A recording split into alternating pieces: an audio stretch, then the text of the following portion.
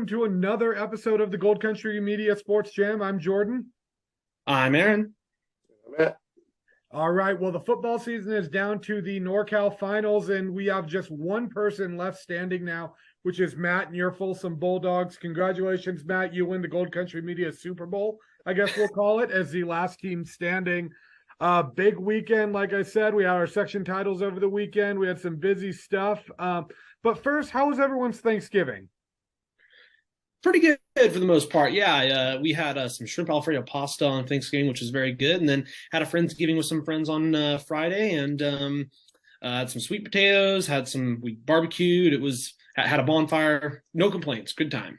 All right, that's always a good time. Anytime you add, barbecue and lighting fire, like it just brings out the caveman in us, and it's just a good time no matter what. Matt, what about you? Hey, just a food coma inducing day. So it was a great time, and obviously great time with family and friends. All right, I like it. Any holiday centered around eating and watching football, I think is probably the best possible holiday you can make. But we're going to get it again with Christmas this year because I think there are actually some games on Christmas Day. Yes, there are, and we had a weird Thanksgiving in the Georgeson household. We had a normal Thanksgiving. We went to my fiance's parents' house, but as a Florida State fan, Friday night was great watching us beat the Gators, but then Sunday was even better because for those viewers that don't know, I'm a huge Raider fan and my younger brother is a huge Seahawks fan. And just the look of pure horror on his face as Josh Jacobs is streaking 86 yards into the end zone is something that I will cherish forever. And if there was one time I'd ever root for the Raiders, it was on Sunday. So good win. It was a good game too. It was a great game. So, a lot of fun, a lot of trash talking. I don't know if my brother wants to talk to me right now, but I'm sure he'll get over it when the U.S. plays tomorrow and he has to text me about that game. So either way, though, great Thanksgiving weekend all around. We had some high school football in the area as well. And kind of speaking of my Florida State Seminoles, one of their commits was in action on Friday night, taking on Aaron's Granite Bay Grizzlies. Was probably, what some might say, one of the best games of the weekend. What I was told was more points were scored in the D2 title game than any other game played at Sac City combined this weekend. So Aaron, kind of talk to me a little bit about that game. I know we were both there, but you were the one reporting on it. So tell me about that game. Yeah, awesome Saturday night game. There was a combined. So you just mentioned it. Yeah, I did the math. There was a 99 combined points in the D2 title game between Manteca and Granite Bay, and all the other three games combined, there was a combined 84 points between the two teams. So yeah, that tells you they saved all the points for the D2 game, and it was a great game. It didn't look like it was going to be in the beginning. Because 31 minutes of play, it was a 3-score game still, 29-7, as the Buffaloes started up 21-0. Blake Nicholson of Manteca, 4-star recruit going to Florida State. He scored 2 rushing touchdowns and then caught a 27-yard touchdown and intercepted a pass. So incredible first quarter for him. I don't think you could have asked for a better first quarter than that. He was on the field all day on Saturday, finished the night with 6 touchdowns. Grizzlies finally got on the board late in the first quarter with a 45-yard touchdown pass from McCade Long to Joseph Catalico late in the first quarter. But then Hudson Wyatt connected with Elijah Cotto. So that was the 29-7 scoreline at halftime. And then Grizzlies came out strong in the second half. Freshman Isaiah Ene took it in from 4 yards out to make it 29-14. Defense was solid, and it looked like they were going to get the ball back, but on a big third down play, I think it was 3rd and 9, Nicholson took it 74 yards to the house to make it a 3-score game once again. This was with about 5.5 left in the third quarter. But then Granite Bay finally turned it on. Long connected with Carson Perry Smith for a 33-yard score, and then Strider Munoz, who actually fumbled the ball earlier in the game on a kickoff, recovered a fumble on a kickoff to actually get the ball back, and then Long connected with Perry Smith again. So then it's 37-29. You've got a whole new ball game, and that's still with a couple minutes left in the third quarter. Wyatt connected with Nicholson to make it 45-29 early in the fourth quarter. Another thing I wanted to mention, I think that Manteca only kicked 2 extra points, if I'm not mistaken, on Saturday night. They went for 2 almost every single time, and they got it every single time. So I mean, they were just so solid when it came to scoring. Yeah, they actually just realized Manteca went for extra point 3 times. They missed the last one, but they got the first 2. But anyways, yeah, so 45-29 early in the fourth quarter. Carter Jackson got on the board with a score, and then Long tried to make a 2-point conversion attempt pass to Jason Martinez, but it was dropped. So we got a 45-35 ball game. So still 2-score game instead of 1-score game. Huge momentum change right there. Could have been a ton more momentum going Granite Bay's way. But Granite Bay goes back down and they finally get a stop. They hadn't got a stop all game. They got their first stop. Granite Bay got the ball back, drove all the way back down with NA scoring once again, and now it's 45-42. So it looks like Granite Bay is right back in it now with just a few minutes left to play. Just got to get one more stop, but they're not able to get it. Once again, Nicholson on a huge 3rd and 10 converts it, gets all the way down to the 1-yard line. Granite Bay let him score. So 51-42 after the blocked extra point. Granite Bay goes back down and scores in 50 seconds with Long to Frank Cusano. So now we've got a 51-48 ball game. They missed the extra point. Onside kick scenario, about a minute 25 left to go. And, our angle, Jordan, we were on the 20-yard line, kind of kitty corner to where the onside kick was. So we admittedly didn't have the best view of it. At least when I first saw it, it looked like Granite Bay got the ball back and it did go 10 yards, but we weren't right on the line. And it turns out that the ball was touched about a foot short of going 10 yards. So Manteca gets the ball and kneels it out to win the game. I think if Granite Bay gets the ball back there, which they would have got it back if it traveled 10 yards, I think that with the momentum they had, they could have definitely drove back down that field, even with no timeouts, and scored to win the game, or at least into overtime.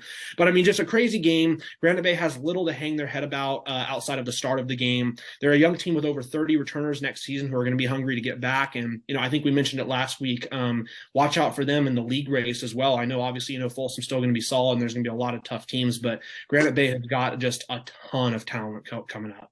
Yeah, definitely. And I mean, that onside kick, I know we were talking to our buddy at ABC Jam Productions who was announcing the game, and that almost was the most heartbreaking part. Is he said, I think if it went 10 yards, Granite Bay still gets that ball because Manteca was not touching it. And I mean, that's just going to be the ultimate what if, that and the 2-point conversion that was dropped, because even if, that's not dropped, or it's you kick the extra point there instead, then when Granite Bay gets it back after the block PAT, it's 51-43 at the least. Well, we mentioned there was a ton of things there's a ton of things you could look back on and say in retrospect, if this happened, momentum changes this way, this could have happened here. I mean, there were so many things on both sides. If something, one small thing had changed, it could have completely changed the outlook and the outcome of the game. But yeah, no, that onside kick, I mean, David Craven, the senior kicker, executed it to perfection. It was, I guess we just mentioned, just barely touched early. But yeah, like I said, Granite Bay has nothing to hang their heads about. I even asked, McCade Long, the quarterback, after the game, I said, obviously, especially as a senior, with this being the last game, I know losing's never easy, but with the way you guys fought back, does it kind of make it a little easier just knowing that you guys didn't quit till the final buzzer sounded? And he's like, yeah, we poured our heart and soul out there in the second half, and that's all you can ask for a team. Oh yeah, absolutely. And I mean, I remember we were talking when it was 29-7 at halftime. Remember watching Granite Bay walk off the field. I mean, they looked deflated, and the vibe around that entire stadium, talking to press from all different, from all around the region, from even down in Manteca's area. I think everyone was sitting there expecting to see a 51-14 final score. And the fact that Granite Bay came back the way they did was so impressive. But what I want to talk about is, he's not in our area, but I don't think I have ever seen a kid take over a game the way Blake Nicholson did, especially in that first quarter. I mean, 3 touchdowns, the interception too. And that interception, I mean, I think I told you this right when it happened, Aaron. The way he read that play, it looked like he was in the huddle with Granite Bay. I mean, you just don't see that type of football IQ from a high school kid. I mean, it was impressive. I'll say this, speaking to any other fellow Florida State fan that's watching this kid is as advertised. There are very few kids I've seen that are just a total game breaker when they come in, and this kid is one of them. He has the talent. It's going to be really interesting seeing what Manteca does against Pittsburgh in the D2 NorCal title this week. But we are getting a little ahead of ourselves with that. But a great move by Granite Bay, a great job adjusting to that initial storm, braving it, and then coming back in the game. Your heart breaks for him, but when you're bringing back almost your entire starting roster into next season, you got to think the future is bright for the Grizzlies. And all the players that made an impact in that game outside of Long, too, they're sophomores, freshmen, or juniors, Frank Cusano, a junior, Carter Jackson, a sophomore, Isaiah Ene, a freshman, Carson Perry-Smith, a junior, Joseph Catalico, a sophomore. And, that's not even talking about a lot of other players who, are on the offensive defensive line that made an impact that, are underclassmen, or players that had a great season on JV that are coming up. I mean, they have got such a great future ahead of them. I agree. And speaking of teams with great futures ahead of them, Matt, you are covering a team with a lot of guys that are going to have some great futures ahead of them, maybe playing on Saturday, maybe even some on Sundays, but probably the biggest game of the weekend as well, the D1 final. Two of your schools in action on Friday night, a little closer than the first time around. Talk about what you saw from Folsom and Oak Ridge. Well, I mean, everyone expected, I think, most people expected a defensive game, and that's what they got. Folsom moved the ball well enough, but they got inside the 10-yard line and settled for 4 field goal attempts, and one of which they missed. So, Oak Ridge played solid defense all game long, as did Folsom. And again, that's what both coaches kind of thought would be. And Folsom up 3-0 at halftime, obviously low scoring, but there was one big play in the first half that was, I think it was a huge play, and especially in a game this low scoring. Oak Ridge had the ball, Folsom caused a fumble, recovered it. So they have a chance to get up, an extra possession on Oak Ridge, and they're heading down the field. 1st and goal from the 5. Austin Mack throws a pass that he shouldn't have, admittedly. Intercepted by Sebastian Sutton on the run, like at the 1 or 2 yard line. And as soon as he caught it, I thought it was pick 6. I thought it was gone. And if that were to happen, now you can say if for a lot of things like you guys were saying in the Granite Bay game, but that turns what would have been probably a 9-0 game or 6-0 into a 6-3 Oak Ridge lead and gives them momentum. But Austin Mack runs them down, and of course he had the angle on him. But how fast is Austin Mack? How much does he want to get involved physically? You have those questions. But after the game, Mack told me, he goes, I wasn't going to let them score on my mistake. So he busted his butt over there and made the tackle at the Folsom 45-yard line, and Folsom's defense held, and Oak Ridge ended up punting. So, that was at the time certainly that was a huge play. Second half, Folsom gets another field goal at 6-0, and then Oak Ridge ties the game early in the fourth quarter with a touchdown pass, 6-6. So, at this point they're right exactly where Casey Taylor wanted them. He goes, basically, I want to get in the fourth quarter and be within a score, and they're right there tied. So they're right now Oak Ridge is thrilled where they're at. Now, they missed the extra point, which, that sucks, but it really didn't mean that much. Anyway, so it's 6-6. Ensuing kickoff, Slade Wilson returns at 50 yards to the Oak Ridge 41-yard line. That was the biggest play of the game after the Austin Mack tackle up to that point. And the very next play, 41-yard touchdown run by by Maxie Parler. So, big turn right there for Folsom after Oak Ridge had just scored. It took them only 2 plays, including the kickoff, to score and get momentum back. And then Oak Ridge ball, here's their chance to move down the field after they had just scored. Second play, Wilson intercepts a pass for Caleb Edwards. So now that's the biggest play of the game. So, Tremaine gets a field goal after that. Folsom's up 2 scores, 16-6. And there's only 4.5 minutes to go at that point. And Folsom got another turnover, another touchdown, and Oak Ridge scored at the very end. But that little 10 plays there in the middle of that scoring that made it 16-6. That was essentially the ball game. But great game, an entertaining game to watch. And Oak Ridge defenses played great. Folsom played great. Very good. Now, do you think, obviously, when you get that game-tying touchdown with Oak Ridge, a lot of people would say, hey, that's, the momentum shift that Oak Ridge needs, stuff like that. But do you think it almost kind of works the opposite way sometimes too with a program like Folsom, where it's like, okay, now you woke up the beast, and now they're like, okay, wait, we don't like this. Let's go shut the door on this right now and put this game away. I get what you're saying, but I didn't really see it that way. But it certainly could have been. By no means. They tied the game. It's not like Folsom thought, oh, gosh, we're going to lose. It was just 6-6 at that point, and there's still plenty of time left. But Oak Ridge, they had to be feeling good because when's the last time they've been tied with Folsom in the fourth quarter? I mean, Oh yeah, I mean that was the best chance they've had in 16 years to get off the hump and beat Folsom. yeah. Well, they had some close games in there. Not that you would know about, but Yeah. if you cover Auburn, but a couple of years ago they had a 1 point game in there. But I mean, that play. I mean, Oak Ridge was right where they wanted to be, and Folsom just they just made the plays they had to. I guess you'd say, but. Definitely, and kind of Matt segueing into Friday. You've got the lone football team left in the area, and Folsom back in action on Friday against another very familiar foe. Talk about what you're expecting in the NorCal championship game. Yeah, well, Folsom's now played them. I didn't look this up, gosh dang, but the last several years they played them almost every year, 4 or 5 times, maybe 3 or 4 times. So. And with winning the last 2 times they played them, this De La Salle is still De La Salle, but this Folsom's not scared of them anymore. I mean, they might have been scared the first couple times when they got blown out, but now each game's got a little closer. And with Folsom winning the last 2, I think some of that De La Salle stigma, they're not really worried about that anymore. So now they can just play them on a level field, and so that part of it is kind of in the past. And then to have them at home, it's a huge advantage.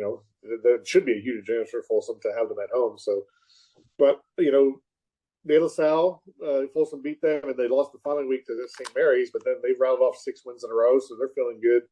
And they want, just like Oak Ridge, they want another shot at Folsom too. So, and they're certainly not scared of Folsom. So, I expect that when they played Met earlier this year at De La Salle, it came down to essentially the last play, and with Austin Mack scoring a quarterback sneak on 4th down to give Folsom the win.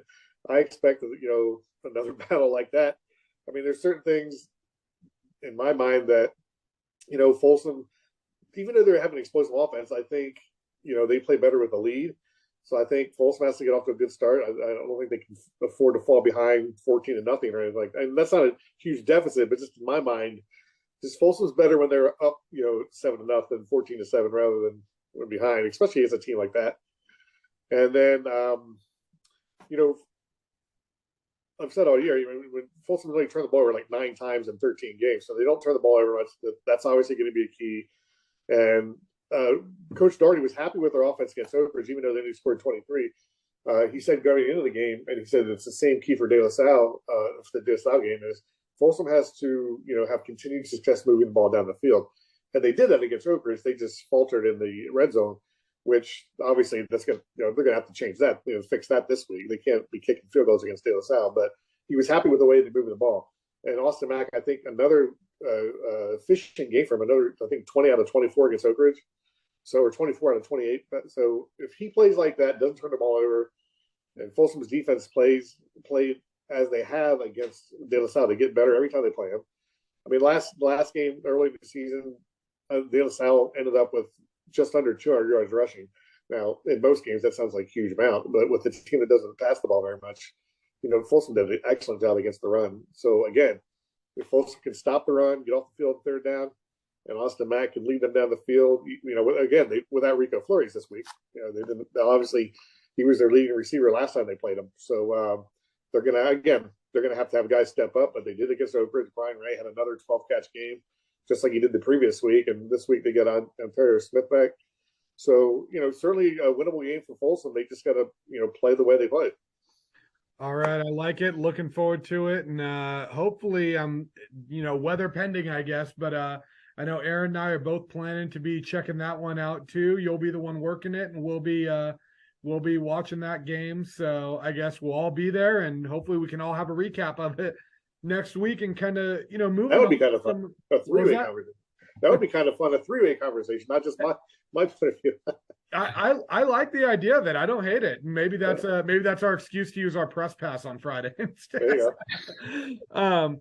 But moving on to some of the other sports, I know we had some big stuff this week, and all of us were well represented in the cross country state championships. I know from up in this Auburn area, Colfax as a team finished 11th in Division IV, the Colfax girls. Jesse Redding of Colfax finished 7th overall. Julian Doka Placer got an 8th place finish in Division III. And McKenna Lechner of Forest Hill, who's one of just 2 cross-country runners at Forest Hill, finished 22nd in D5, but posted a school record of 19 minutes and 18 seconds. So good job to those runners. I know Aaron, Matt, you guys kind of had some. Aaron, let's start with you. What were some of your performances down there, and maybe some other notable performances that you saw? Yeah, so before I get into cross country, and yeah, I definitely had some good performances in cross country. Going over back to the Granite Bay game, McCade Long, 17 of 27, 290 yards, 4 touchdowns, interception. Again, second half, I don't have it in front of me, but I think he had about 230 of those yards in the second half. So just a phenomenal half for him. Joseph Catolico, the sophomore receiver, 8 receptions for 93 yards and a touchdown. Carson Perry-Smith, 3 receptions for 110 yards and 2 touchdowns. Getting over a little bit to cross country, Mateo Delgadillo, he's actually my South Placer Athlete of the Week for Whitney High, finished 15th out of 202 runners in the D2 race to lead the Wildcats to a 4th place finish as a team out of 24 teams at state. So very solid performance for them.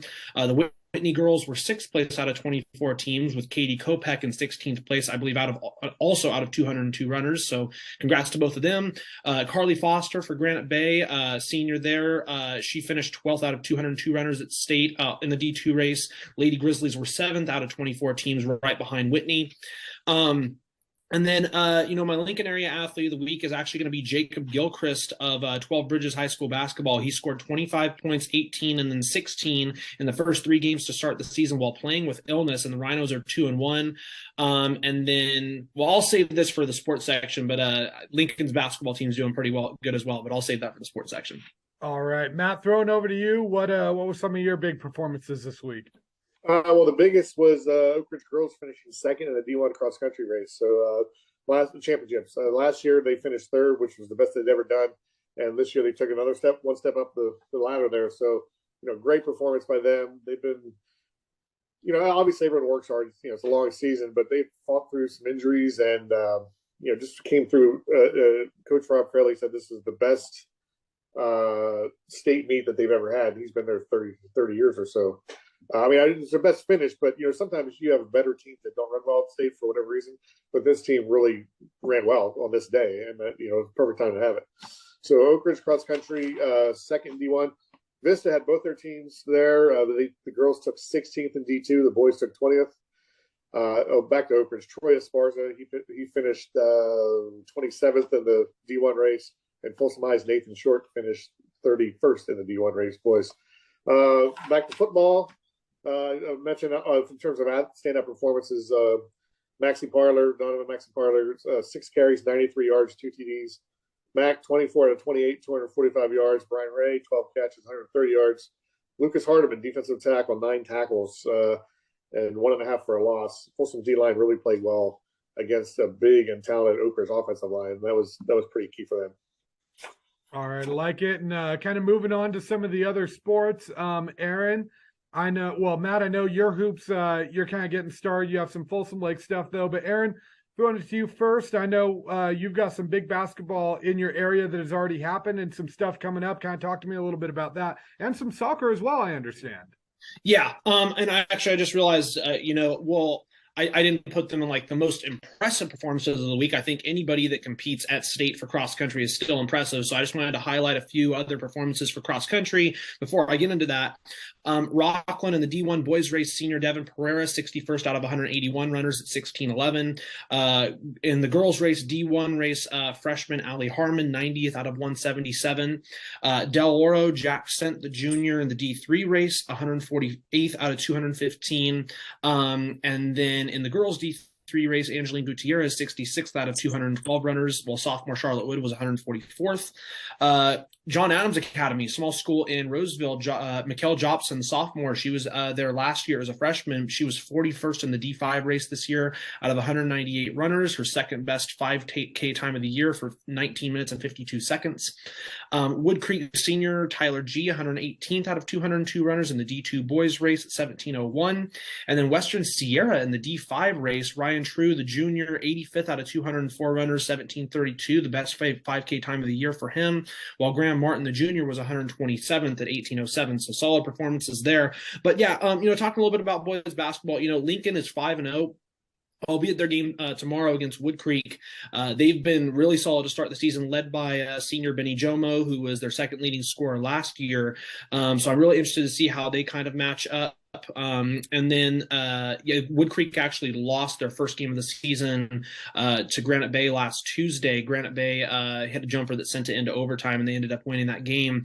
On the girls' side, Del Oro has yet to get a win, but they are playing Lincoln on Wednesday. That should be a really good matchup. Del Oro against Lincoln's Katie Leith of Lincoln, who actually just committed, by the way, to CSU Monterey Bay, so congrats to her. Some other basketball, Del Oro boys beat Nevada Union last Tuesday, 46-30 without Pinnock, and then they had 4 players scoring 9 points, including Micah Woodard, Reed Breer, Carter Erickson, and Jake Williams. Wood Creek girls beat Granite Bay 72-39. They were led by sophomore Ryan Nair with 24. They definitely look a lot better, so I'll be interested to see them sometime soon. Rockland's boys are 3-1. They've got a solid team as well, so watch out for them. I know we're going to have one of our other reporters, Jim Linzow, is going to be going to the Whitney versus Roseville girls basketball game tomorrow, so I'll be interested to see what kind of comes out of that. And then, as you mentioned, I'll be checking out some soccer also that's starting later this week. There hasn't really been a lot of games yet, but I'm interested to see. I think that Whitney girls and Wood Creek girls are 2 teams from the area to watch out for, and this is a couple weeks down the road, but they actually play each other, I believe, Tuesday, December 13th, if I remember correctly on the calendar. I will definitely be going to that game. Watch out for both of those teams on the girls' side. All right. And Matt, kind of throwing it over to you. I know you had some big stuff going on, especially with Folsom Lake College. Kind of talk to me about what's going on over there. Yeah, one thing I forgot to mention was Vista freshman Brenna Mannion in the cross country Division II race. She finished 22nd in that race, and she was the 4th freshman, so she had a really good run too. Folsom Lake College, they were a women's soccer team. Unfortunately they suffered their first loss of the season Saturday to Fresno City 3-1 in the NorCal regional playoffs. So their season's over with that was their first loss of the season, their only loss. But it was a great season, obviously, with only 1 loss. Coach Donnie Roboto and his staff have been there from the beginning of the program, which is 2013. This was the 2nd straight year they got to the Elite 8 in the state playoffs. Every year they've got a great team, and I'm just kudos to that staff. I'm really, he's a good guy, good coach, and every year he's got that team going deep in the playoffs. So just unfortunate end of the season, but they lost to a good team, and there's no shame in that. All right, I like it. And I know for hoops, I've got a pretty busy week too. Starting tonight, actually. I've got a doubleheader of foundation games. Colfax girls basketball are hosting Del Oro at 6:00. That's going to be a great one. One of the top big schools in the area versus one of the top little schools in the area, but 2 of the best girls basketball programs here year in, year out. Colfax is looking to repeat as league champs. They did not graduate a single player from last year's team, and I think they finished like 31-4, something like that.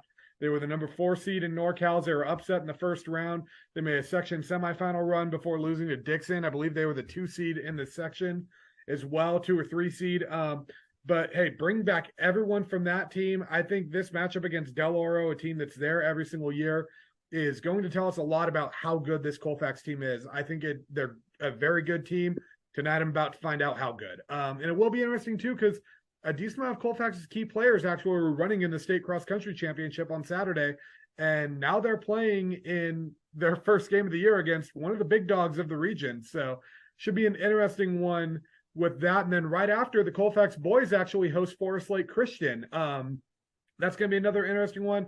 Colfax head coach Devin Ginty makes his coaching debut for his alma mater. If you recognize the name Devin Ginty, it's probably because you're a March Madness fan. And he actually hit the 2 game-winning free throws for University of San Diego when they upset UConn in the first round back in the mid-2000s. He was the head coach at North Tahoe for a while. He's back at Colfax now, first year as a head coach, taking over for the legendary Ron Pucci. It'll be interesting to see what he can do over there.